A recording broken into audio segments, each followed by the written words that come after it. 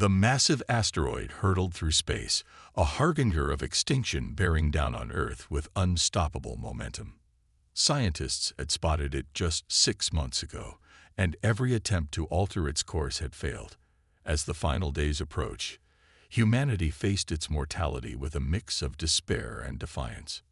On that fateful morning in 2157, the skies above Earth lit up with an otherworldly glow.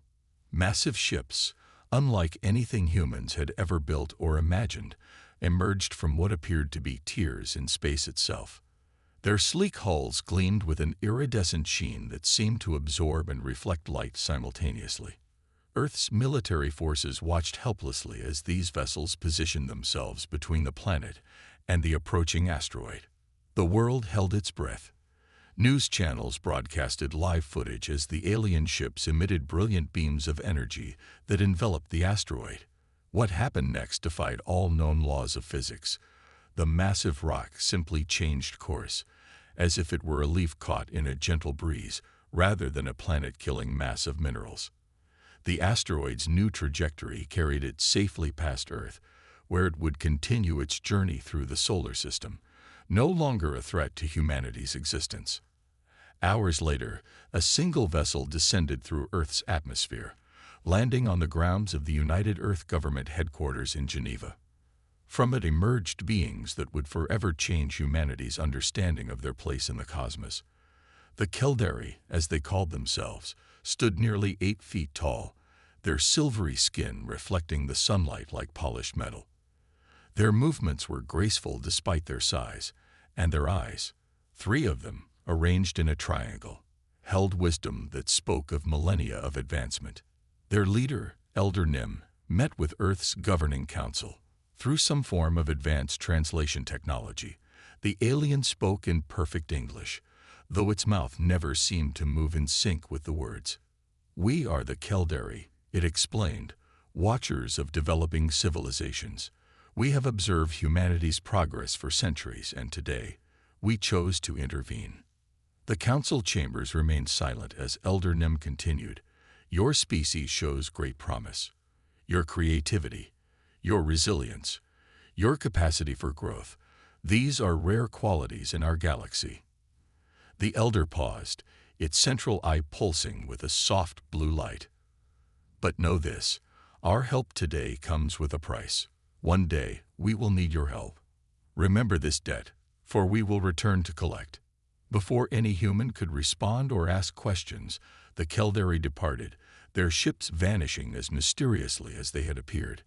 They left behind no technology, no means of contact, only their cryptic message and the memory of their incredible rescue. In the centuries that followed, humanity took their savior's words to heart.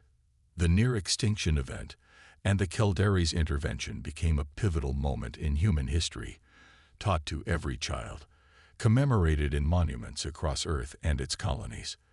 The incident sparked a new age of unity and purpose among humans, driving them to reach for the stars with renewed determination. By 2457, 300 years after the Caldari's visit, humanity had spread across 12 star systems.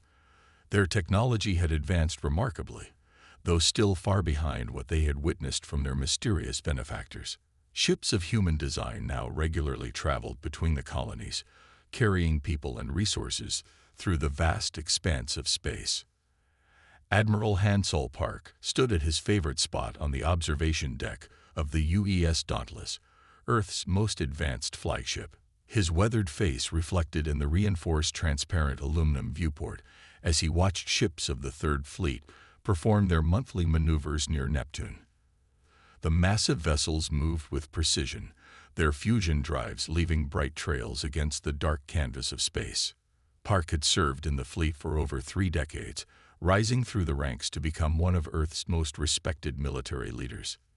Yet even now, as he commanded humanity's most powerful armada, he never forgot the stories his grandmother had told him about the day the Caldari saved Earth.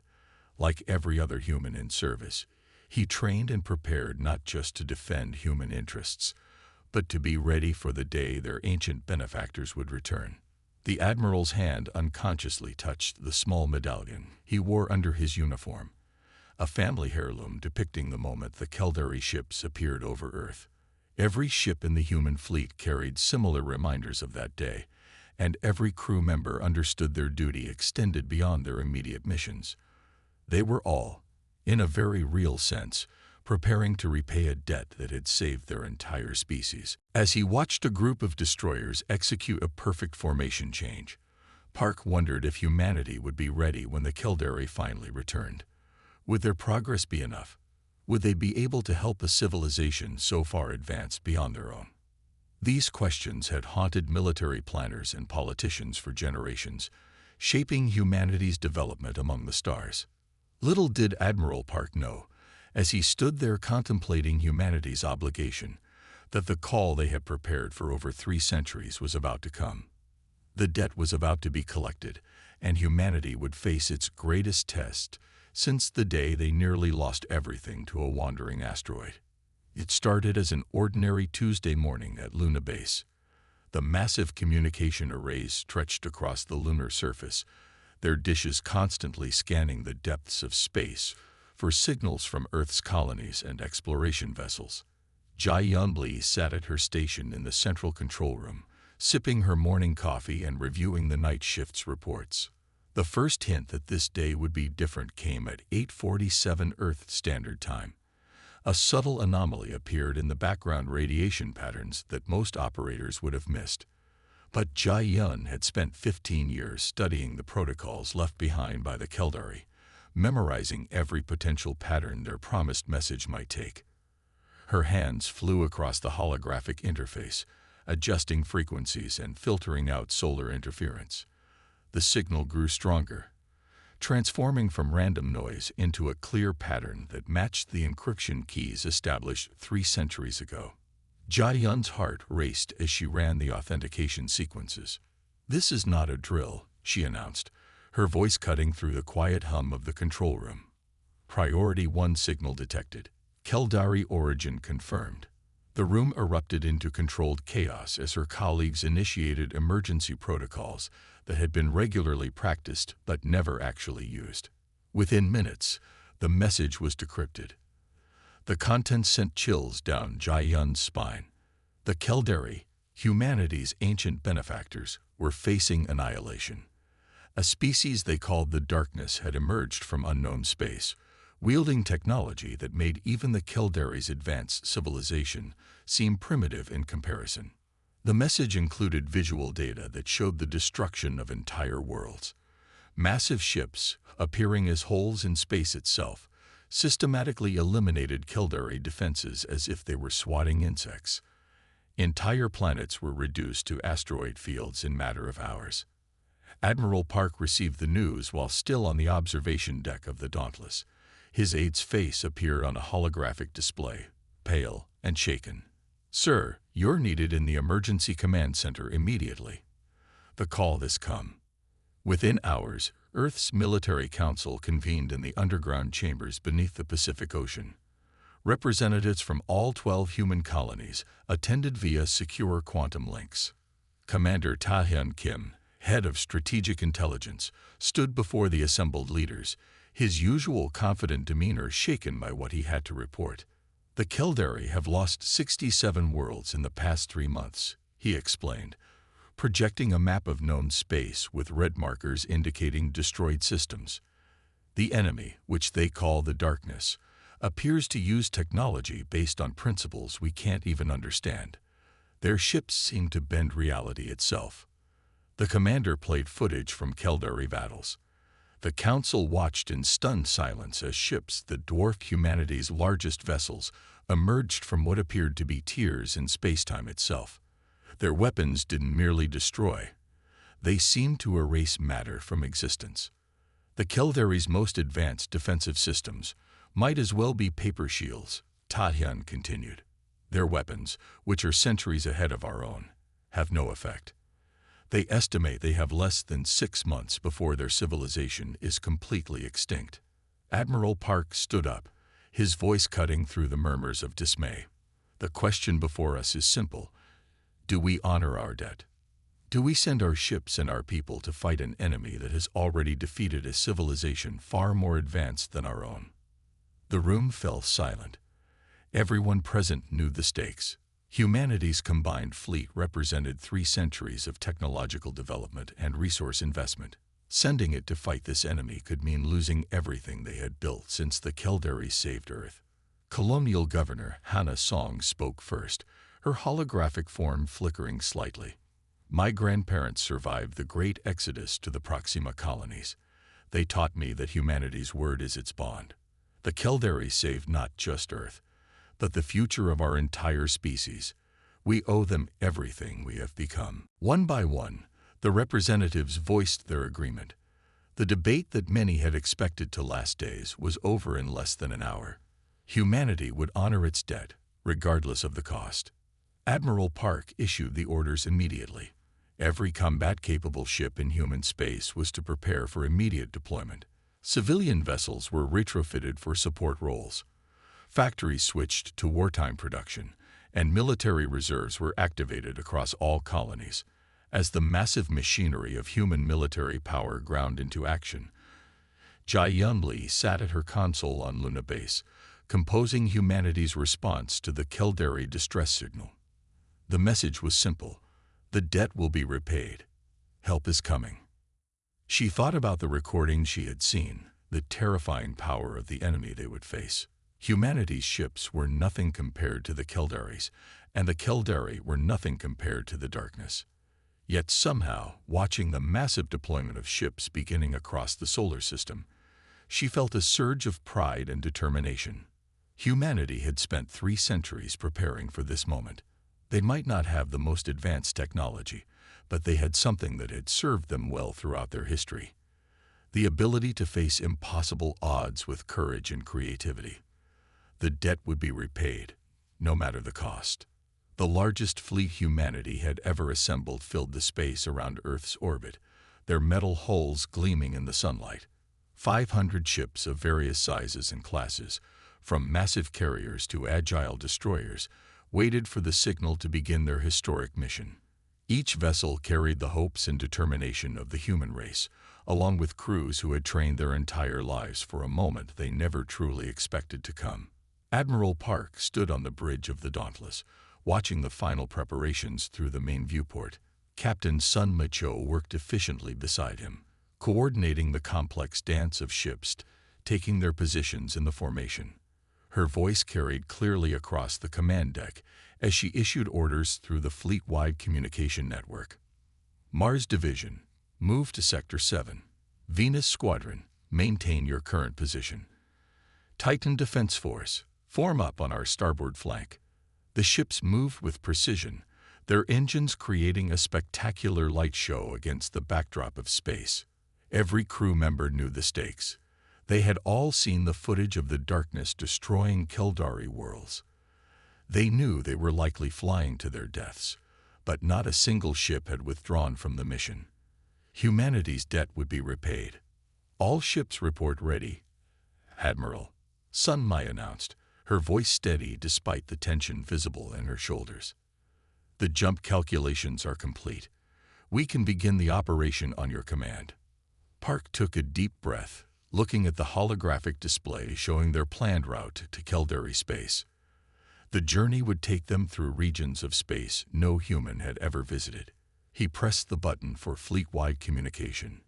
This is Admiral Park. 300 years ago, the Keldarii saved our world when we faced extinction. Today, we have the chance to repay that debt. Every person on every ship volunteered for this mission, knowing the odds we face. Whatever happens next, know that you represent the very best of humanity. He paused, looking at the faces of his bridge crew. Jump drives ready. All ships, prepare for faster-than-light travel on my mark. 3, 2, 1. Execute. 500 jump drives activated simultaneously, creating a ripple in space-time visible from Earth's surface. The fleet vanished in a flash of light, leaving their home system behind. The journey took 3 days of continuous faster-than-light travel, pushing their engines to limits never before attempted. They dropped back to normal space in a system the Keldarii had designated as a safe arrival point, though the destroyed remains of a space station suggested safety was a relative term. Contact, the sensor officer shouted. Multiple unidentified vessels at extreme range. Energy signatures match Keldari records of darkness ships. Before Park could issue orders, 3 black shapes emerged from what looked like tears in the fabric of space itself. They were beautiful in a terrifying way, their surfaces seeming to absorb both light and hope. Evasive maneuvers, Park commanded, but it was too late for the closest ships. The darkness vessels released what looked like strands of pure darkness. Where they touched, human ships simply ceased to exist. No explosions, no debris. They simply vanished as if they had never been there. The destroyers Intrepid, Valor, and Defiant, along with their crews of 300 each, were gone in seconds. The rest of the fleet scattered, their tactical training giving way to pure survival instinct. Conventional weapons having no effect. Sun Mai reported, her fingers flying over the tactical display. Their shields, if that's what they are, aren't even registering the impacts. Park watched as railgun rounds, plasma torpedoes, and nuclear missiles disappeared into the darkness surrounding the enemy vessels without any visible effect. Everything humanity had built their military doctrine around was proving useless. All ships, cease fire, he ordered, his mind racing. Fall back to Rally Point Alpha. Do not engage directly. As the fleet retreated in good order, Park gathered his command staff. Listen carefully, he said, his voice low and intense. We just learned something valuable. Everything we planned, everything we trained for, won't work against this enemy. But that's nothing new for humanity. Throughout our history, we've faced superior forces and found ways to prevail. He pulled up the sensor data from the brief encounter. They expect us to fight like the Keldari, with advanced technology and conventional tactics, so we won't. It's time to show them how humans fight when we're backed into a corner. The command staff huddled around their admiral as he began outlining a plan that would have made their ancient ancestors proud. They might not be able to match the darkness's technology, but humanity had millennia of experience fighting against superior forces. It was time to put that experience to use. As the fleet regrouped, Park sent a message to every ship. We didn't come this far to fail. We have a debt to repay, and humanity always pays its debts. Prepare for new tactics. It's time to show the galaxy what humans can do when we stop playing by everyone else's rules. The message was met with determined silence across the fleet. They had lost friends in those first few seconds, but instead of breaking their spirit, it had only strengthened their resolve. The real battle was about to begin, and humanity would fight it their way. Commander Du Yun Kang hadn't slept in 3 days. The engineering bay of the UES Archimedes had become her home as she and her team studied every scrap of data from their encounters with the darkness. Holographic displays surrounded her workstation, showing analyses of enemy ship movements and weapons effects. Something about the data had been bothering her. Every time the darkness ships appeared, their sensors detected massive quantum fluctuations. At first, she had dismissed this as merely a side effect of their advanced technology. But now, play it again, she ordered, watching the footage of their last battle. The darkness ships seemed to phase through space itself, their weapons ignoring shields and armor alike. But when a piece of debris from a destroyed human ship drifted toward one of them, something odd happened. Stop there. She froze the frame, enhancing the image. The debris, a simple piece of metal, had actually scraped against the darkness vessel's hull. While energy weapons and smart missiles were being absorbed or redirected, this piece of junk had made physical contact. Du Yun's tired mind suddenly sparked with clarity. She called her engineering team together, their exhausted faces gathering around her station. Look at this. They're not invincible. Their quantum technology, it's so advanced it actually works against them. They've forgotten the basics. Her team watched as she explained her theory.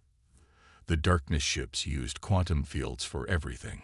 Propulsion, weapons, defenses.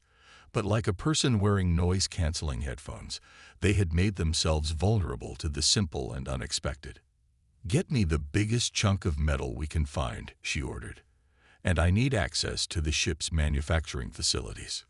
Over the next 48 hours, Du Yun and her team worked frantically to test their theory. They stripped down railguns and missile launchers, replacing their sophisticated guidance systems with simple mechanical triggers. They filled shells with nothing more complex than shaped metal and basic explosives. When Elder Nim visited the Archimedes to check on their progress, he found the engineering bay transformed into something that would have looked more at home in the 20th century than a spaceship. Chunks of metal were being forged into projectiles, while complicated weapons were being simplified rather than enhanced. "I don't understand," the Keldari leader admitted, his three eyes blinking in confusion. "You are making your weapons more primitive. This seems counterproductive." Du Yun looked up from her work, grease streaking her face. "Sometimes the old ways work best," she said, holding up a simple metal projectile.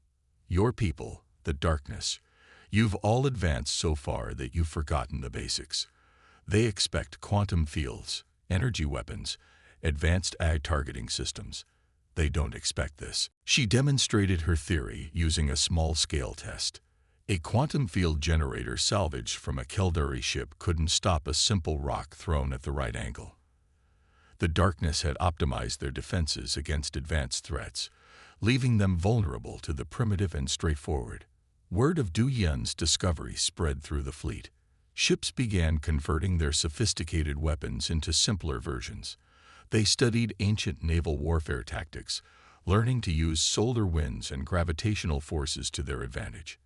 The space around them became filled with clouds of metal debris, turning every battlefield into a dangerous obstacle course for the quantum-reliant darkness ships. The first real test came in the Epsilon sector. 3 darkness vessels emerged from their reality-bending portals, expecting another easy victory. Instead, they found themselves facing ships that seemed to be fighting with technology centuries behind what they should have had. The human fleet had scattered simple metal fragments in a wide field, using ancient satellite defense calculations to create a deadly web of orbiting debris. When the darkness ships tried to phase through space, they found their quantum fields disrupted by the simple physical impacts. Du Yun watched from the Archimedes as her theory proved correct. The mighty darkness vessels, unable to comprehend or adapt to such primitive tactics, suffered their first defeats. Their quantum fields flickered and failed under the constant bombardment of simple kinetic weapons and space debris. "Impossible," Elder Nim whispered, watching the battle from beside her. "They are falling back. The darkness is actually retreating." Du Yun allowed herself a small smile as she watched her retrofitted weapons continue to fire. Simple metal slugs, accelerated by nothing more complex than chemical explosives and mechanical springs, tore through quantum fields that could stop antimatter weapons. "Not impossible," she replied, already working on new modifications to their weapons. "Just unexpected." Sometimes the most advanced civilizations forget that complexity isn't always the answer. Sometimes you need to think simpler, not smarter. As the darkness ships disappeared back into their reality-bending portals, retreat signals broadcasting clearly across space, Du Yun turned to her team. "Begin production on the Mark II versions," she ordered. "And someone get me the old Earth military files on guerrilla warfare. I think it's time we taught these quantum-level beings about fighting dirty." The Keldari observers watched in amazement as human ships began retrofitting their advanced technology into simpler, more effective weapons. Humanity had found a way to fight back, not by matching the enemy's advancement, but by going back to basics. The tide of war was about to turn, all because someone remembered that sometimes the old ways worked best. Admiral Park stood before the holographic display of the Seventh Ring system, a complex asteroid field surrounding a dying star. His eyes traced the paths of debris and solar wind currents, seeing patterns that reminded him of ocean currents on Earth. The rest of the command staff watched as he moved holographic ships through the three-dimensional space, positioning them like pieces on an ancient chessboard. "The darkness expects us to fight like everyone else in the galaxy," he said, his voice carrying across the silent bridge. "They expect advanced weapons, sophisticated strategies. Instead, we're going to fight like old Earth sailors." The Battle of the Seventh Ring began at dawn, ship time. The human fleet had positioned itself within the asteroid field, using techniques borrowed from ancient submarine warfare to mask their signatures. Mining ships, stripped of their advanced components and loaded with simple explosives, drifted among the natural debris. When the darkness vessels arrived through their reality-bending portals, they found what appeared to be a perfect trap. The human fleet was caught between their forces and the dying star's radiation. The enemy advanced confidently, their quantum fields rippling with power. That's when Admiral Park sprung his trap. The mining ships detonated their charges, not to damage the enemy, but to alter the trajectory of key asteroids. The explosion set off a chain reaction, creating an avalanche in space. The darkness ships, relying on their quantum technology, found themselves being pelted by rocks, moving in patterns their advanced computers couldn't predict. "All ships, execute pattern Delta," Park commanded. The human fleet burst into action, using the altered gravitational flows like ocean currents. They had practiced these maneuvers for weeks, learning to sail the space winds like ancient mariners. Captain Sunmi's task force emerged from behind a massive asteroid, their ships moving in perfect formation. They had replaced their energy weapons with electromagnetic pulse generators salvaged from mining equipment. The pulses weren't sophisticated enough to be caught by quantum fields, but they were strong enough to disrupt the darkness's complex systems. The enemy ships tried to adapt, but their responses were too perfect, too calculated. They couldn't comprehend the controlled chaos of human tactics. When they attempted to predict movement patterns, the human ships would deliberately make mistakes, creating opportunities in the enemy's perfect defenses.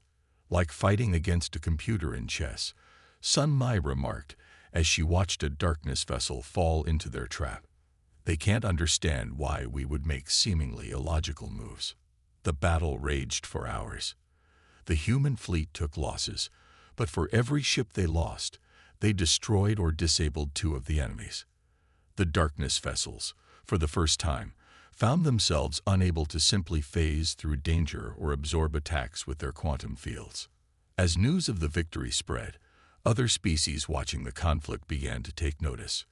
The Relians, known for their caution, sent ships to join the human fleet. The Vorax, ancient rivals of the Keldari, offered their support. Each brought their own technologies, but now they adapted them to work with human tactics. The Keldari themselves were perhaps the most transformed. Elder Nim ordered their remaining ships to strip away layers of advanced technology, replacing quantum-based weapons with simpler, more effective alternatives. Their engineers worked alongside humans, learning to think in new ways. "We had forgotten," Elder Nim admitted to Admiral Park after the battle. "That advancement doesn't always mean improvement. We became so focused on moving forward that we lost touch with fundamental principles." The liberation of the first Keldari world proved their point. Captain Sunmi led a fleet of retrofitted ships, using modified mining equipment to create gaps in the darkness's defenses. The enemy, expecting another display of advanced technology, found themselves facing weapons and tactics they couldn't predict or counter. 2 more worlds followed quickly. The darkness, for the first time since their emergence, began to retreat.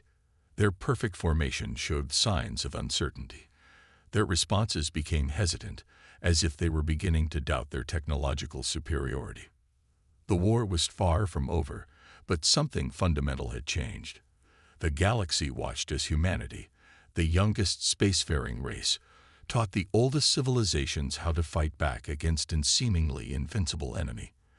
They didn't do it with superior technology or advanced tactics, but by remembering that sometimes the simplest solution was the best one.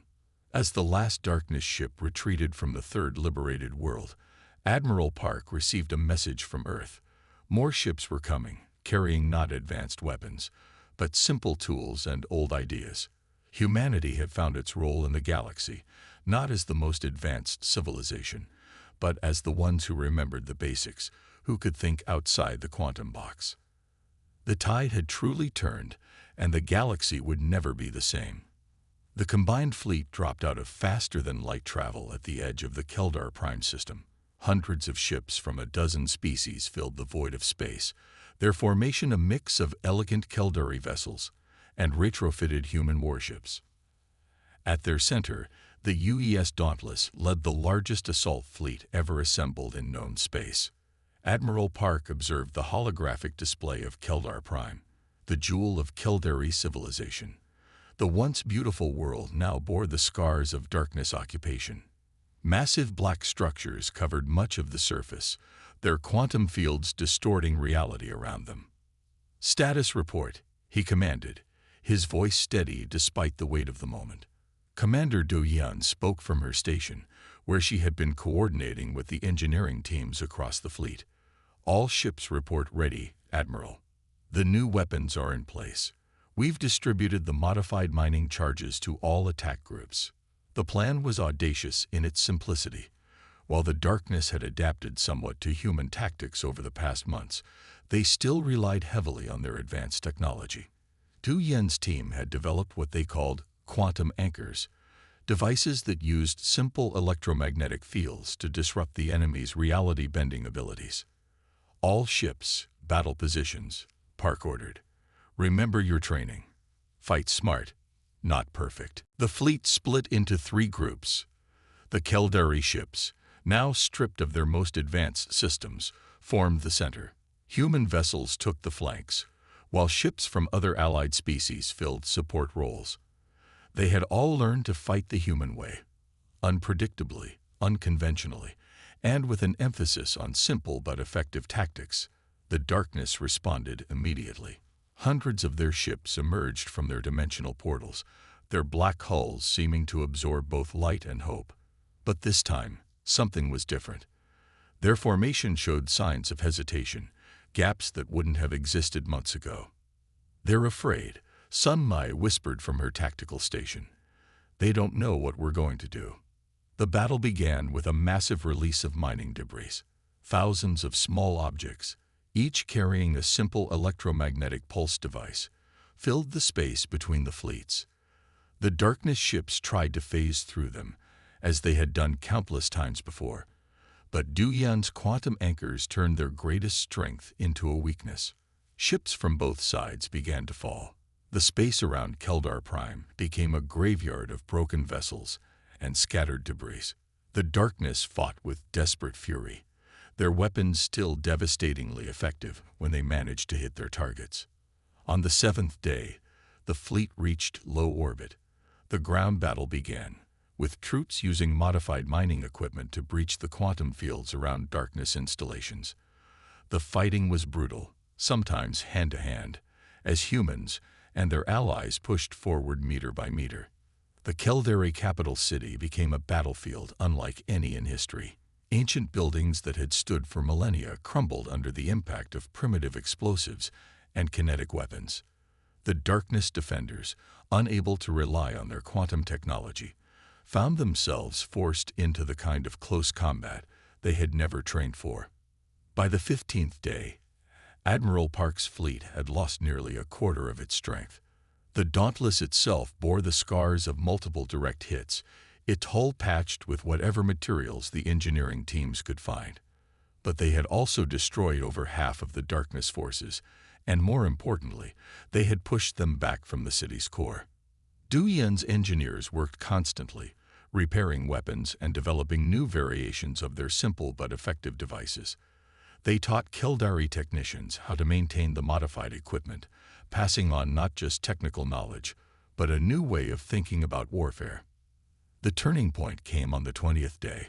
A combined force of human and Keldari troops breached the main darkness command center using nothing more sophisticated than shaped charges and mechanical timers. The enemy, so reliant on their advanced technology, had no effective close-range defenses. The final 3 days saw the darkness make their last stand. Their remaining ships fought with a fury born of desperation, but they could no longer coordinate effectively. Human tactics had forced them to fight on terms they couldn't understand or counter. When the last Darkness ship vanished into its reality-bending portal, the cost became clear. 30% of the human fleet was gone, their crews making the ultimate sacrifice far from home. The Keldari capital lay in ruins, its ancient spires reduced to rubble. But they had won. The Darkness had been driven from Keldar Prime, their aura of invincibility shattered.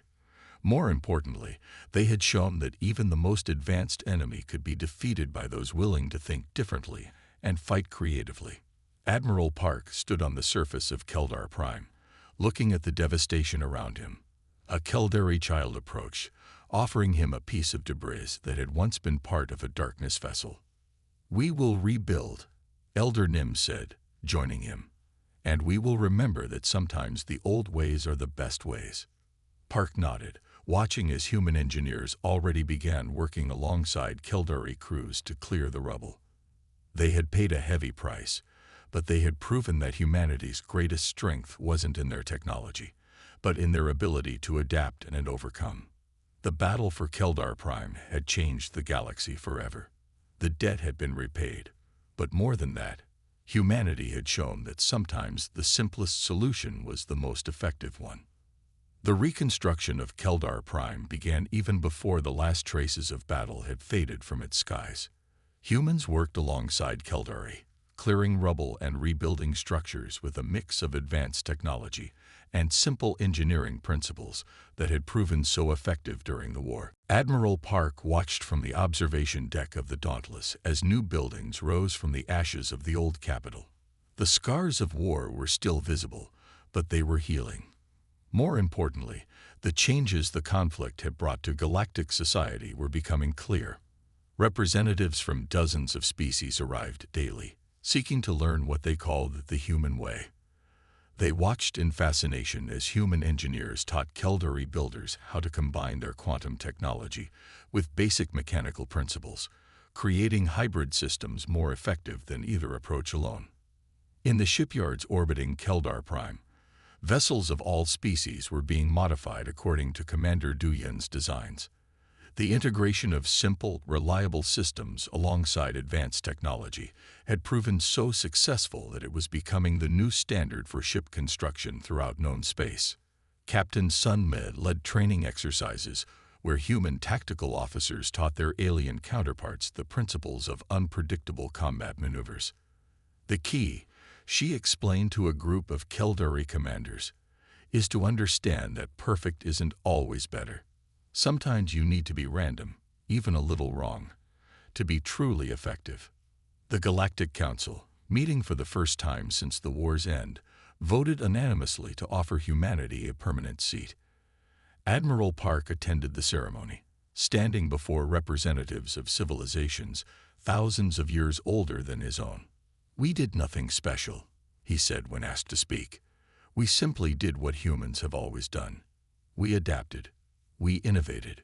We helped those in need. That is who we are, and that is what we will continue to do."